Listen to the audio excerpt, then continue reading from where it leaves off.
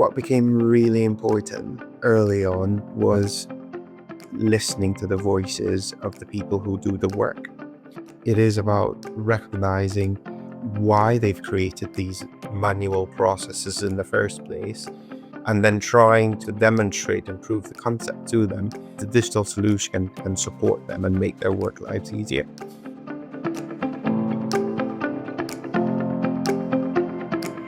Welcome to a new episode of the What Works podcast series. Today we're joined by Alfredo Thompson, Chief People Officer at Royal United Hospitals Bath, NHS Foundation Trust. Alfredo shares his transformative approach to talent acquisition and onboarding, turning a compliance-driven process into a strategic business growth function. We'll explore how customer orientation, systemic HR, and cross-functional collaboration have significantly reduced vacancy rates and boosted employee retention at the NHS. Let's get to it. Alfredo, welcome to the What Works podcast. Thank you very much. It's great to be here. Great to have you. I'm so looking forward to our conversation today. As we get started, Alfredo, tell us a little bit about yourself and about your organization. Sure. So my name is Alfredo Thompson. I'm the Chief People Officer at the Royal United Hospitals here in Bath, England, the UK. So I've been here for now for about 3 years, and our hospital is a traditional, what we call a district hospital. So we offer services to the people in our communities. From a people function perspective, we cover everything from joining the organization all the way through to exiting. So pretty standard. How many employees do you have? So currently we have about 6,500 substantively employed colleagues, with our contingent workforce that goes up to about 8,500. We're based on primarily one site, but we have a number of bespoke sites that we offer our services across as well. It's a complicated business, obviously, a complicated organization with healthcare. Yeah, it is. I know it's quite challenging, but very rewarding. So tell us about the problem that you were facing as you were embarking on this transformation. I think twofold. I think number one was around, at the time I joined, we had really high vacancies. So it was becoming really difficult for us to find talent in order to deliver the type of care that we need. So that was problem number one. Problem number two was around the experiences that they had when they did manage to apply for our roles wasn't the best. So my challenge was, how do we break it apart, and how do we then put it back together if we had a blank sheet of paper?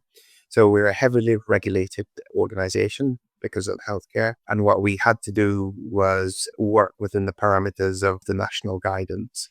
So when we started, we had a vacancy level that was really high. Our vacancy level is now 1.4%, which is quite good. And then the second starting position was we were losing about 20% of the people that we hired within the first 12 months. We've seen massive improvements in terms of not only being able to fill our positions, but also people wanting to stay with us much longer than previously. You accomplished all of this in about 3 years. How did you do that?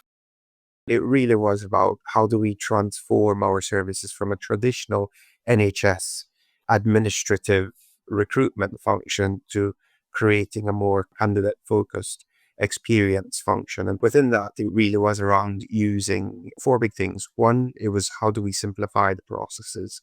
As I said before, heavily regulated in terms of industry. And it really is about how do we look at the parameters we have to work in and really make it simple. The second one was about process and redesigning processes. The third area was around how do we introduce technology in order to speed up that process. And probably the most important one was how do we collaborate across different organizational functions in order to provide that great candidate experience that we were aiming for. So let me unpack this a little bit. So the first one was about simplification, you said. So how did you simplify these complex recruiting processes? Our process was taking a long period of time to bring people into the organization. And when we started, in terms of our discovery phase, we discovered that the length of time was dependent on the person who was managing your particular campaign because we didn't have standardized processes. Most of our colleagues were using variations of different spreadsheets. A really good example was we had, I think that the figure was 4 or 5 different versions of a welcome letter that you would receive, and it was dependent on the individual that was managing your onboarding process. You got a different information. So it was really going back to the board in terms of mapping our processes and working collaboratively with the recruitment team in order to design what the future state looks like. That is really simple for them. So that high level, that's the process that we did. You also said you used technology. How did you go about technology? That was one of the huge challenges as well. So we're given technology that we must use.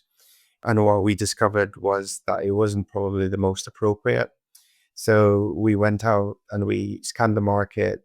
We chose an alternative solution. And that was an entire change process on its own in terms of simplifying.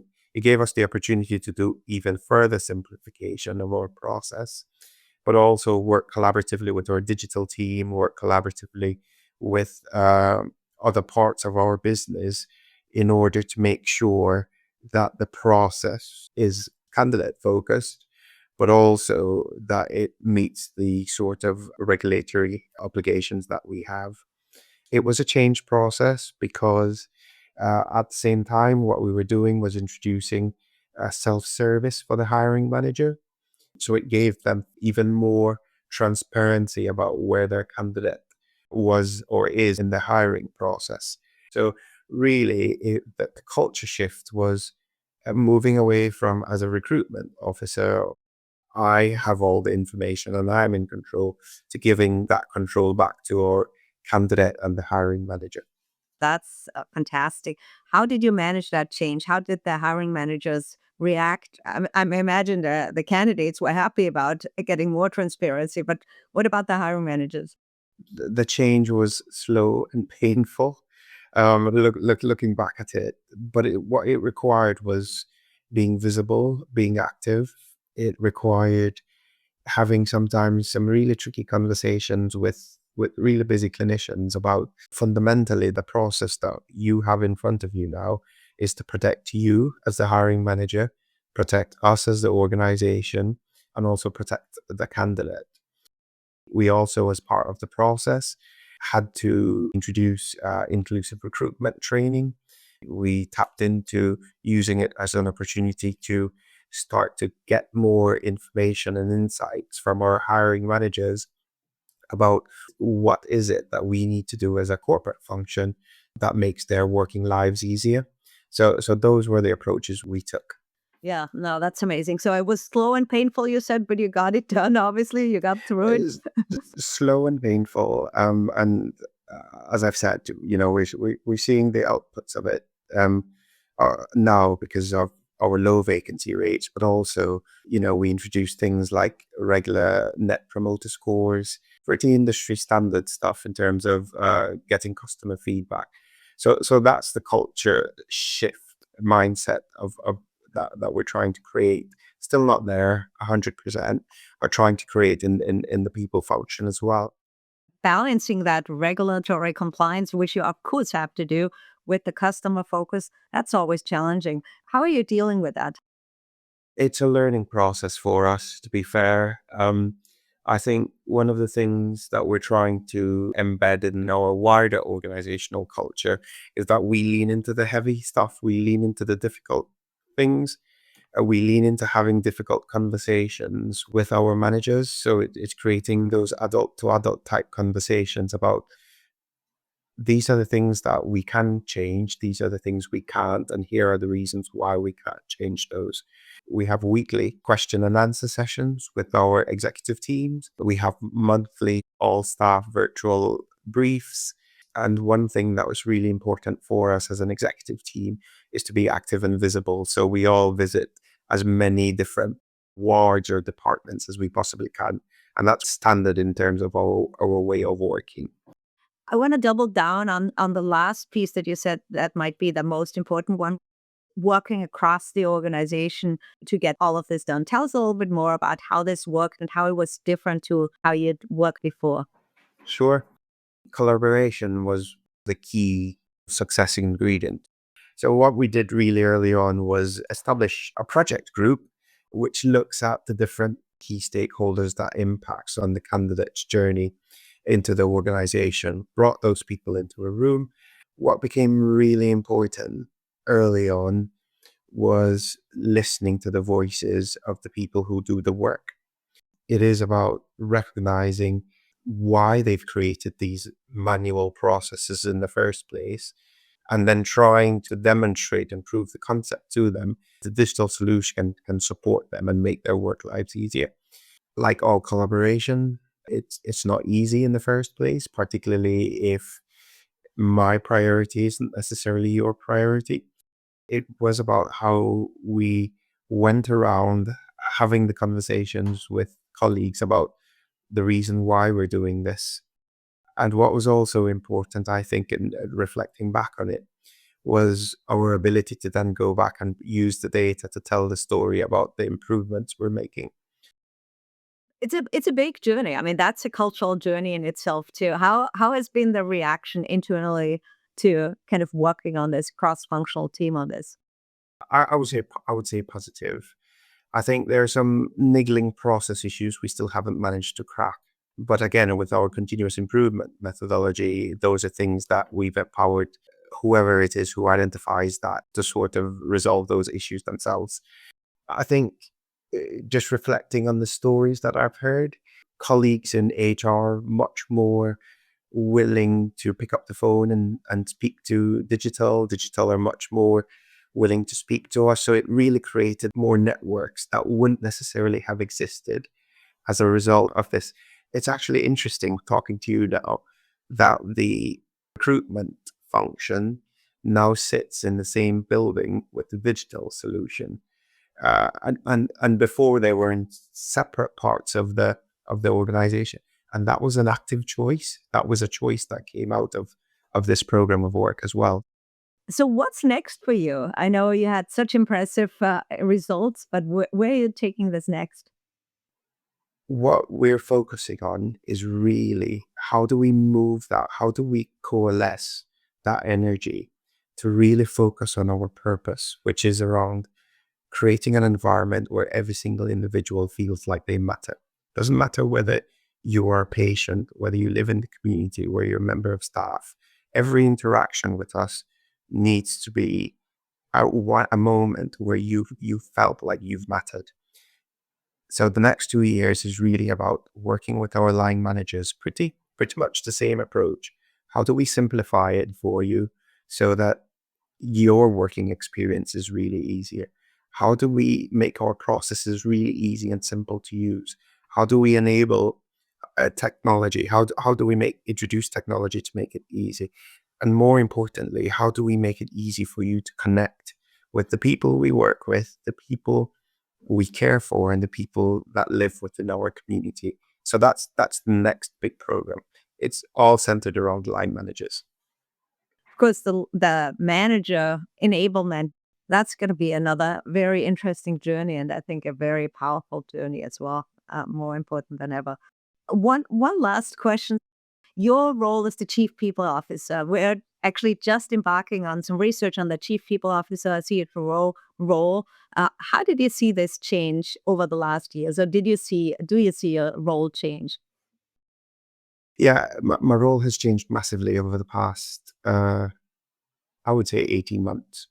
So in our industry, resources are hard to come by in terms of money, in terms of whether it's capital investment, whether it's revenue. We are a not-for-profit organization because of the nature of the industry here in the UK. So my role has massively changed. It's brought up the importance now of investing in building capabilities around change management, building capabilities around employee productivity, and around traditional people, HR skills. within all of that, it is about organizational design and systemic HR as well. We can't talk about governance without accepting or recognizing that it impacts in terms of people and rewards. We can't it shift our strategy without recognizing that it impacts all different aspects of people, rewards, recognition, the way we deliver work, the way we go about designing our work processes. So those are the key areas that I've seen shift, particularly over the past 18 months. And what an important role. I think it's more and more the CHRO or chief people officer role is getting, I think, so critical and more critical than it has ever been. And yeah, employee productivity. I mean, I think this is still a wide open field almost that we have to tap into, and we could probably talk about that for another hour or so. I know we are always talking about AI. Where is your organization tapping into AI? I'd imagine it very challenging in the sector you're in, and the especially government and not for profit. Yeah, Yeah. exactly. Yeah, it's quite interesting because when was it? Probably Wednesday we had a conversation as a senior leadership team about how do we go about tapping into artificial intelligence in our sector. And again, because of the regulation, we have to wait until there's national guidance around that. Well, there are some now, but we've introduced a technology platform again within the people function, which is AI enabled. As a result of that, we've been able to save not only on sort of headcount, but we've also been able to start to quantify the amount of time that we are giving back to not only the people function, but also the business. So lots of possibilities for AI within our business. We're about to go through redesign of our corporate services. And one of the key things that I've been advocating for is that whatever we do has to be digitally enabled and has to tap into AI solutions that are out there that makes our working lives easier and frees up time so that we can become more productive and do what it is that we're here to do, which is treating vulnerable people and getting them better as quickly as we possibly can. Wow. Now, on that positive and powerful note, thank you so much, Alfredo, for your time. I think that was fantastic. I would have liked to talk even longer with you, but I know we're out of time. But thank you. Really, really appreciate your time and all your insights. Thank you very much as well. And it's really appreciated. So thank you.